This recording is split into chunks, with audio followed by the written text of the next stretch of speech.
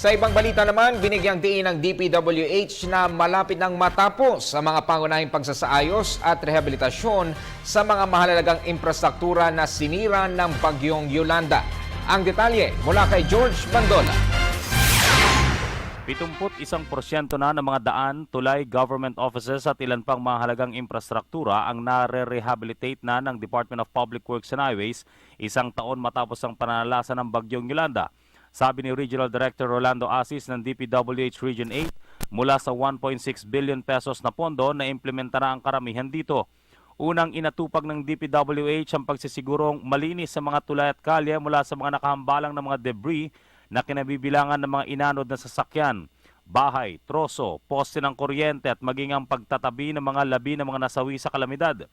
10 tulay sa Leyte ang winasak ng bagyo, 3 sa Ormoc City, habang mga basag na seawall naman ang tinamo ng Eastern Samar at Western Samar, samantala mga landslide naman ang inasikaso sa Biliran. Natapos din ng DPWH ang 251 units o may kabuuang 6,000 bunkhouses sa Tacloban, Palo, Leyte, Ormoc City at sa mga bayan ng Giwan, Mercedes at Kinapondan sa Eastern Samar at mga bayan ng Marabut at Basay sa Samar sa presyong 200.8 million pesos. Pagtitiyak ni Director Asis, hindi nang iwan ang pamahalaan sa mga nasalanta ng bagyo at nagpapatuloy pa rin para matugunan ang marami pang pangangailangan ng mga biktima. Unti-unti na ring sumisigla ang turismo sa Leyte Landing sa Palo, Leyte at panay-panay na ang daan ng mga tourist bus sa pamosong San Juanico Bridge, ang pinakamahabang tulay sa bansa.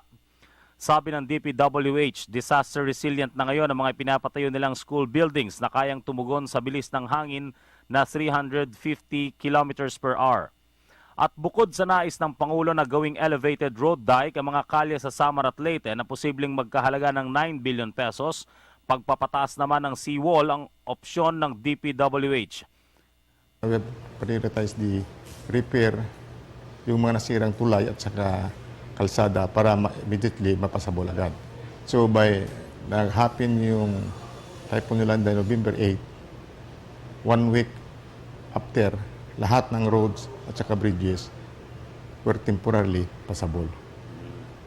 Kaya hindi na-delay yung mga delivery ng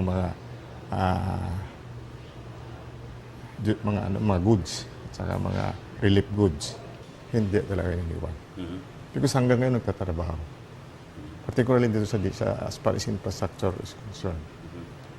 Yung iba nga dito na mga daan natin, tulay, immediately, wala pa kaming cash, pina-umpisa na namin para madaanan na agad. And even your own men, di ba? Naging biktima rin. Yes. So Monday we will start to prepare survey in this area na as an option, instead na to reach the river, the existing road, gumawa na lang ng seawall.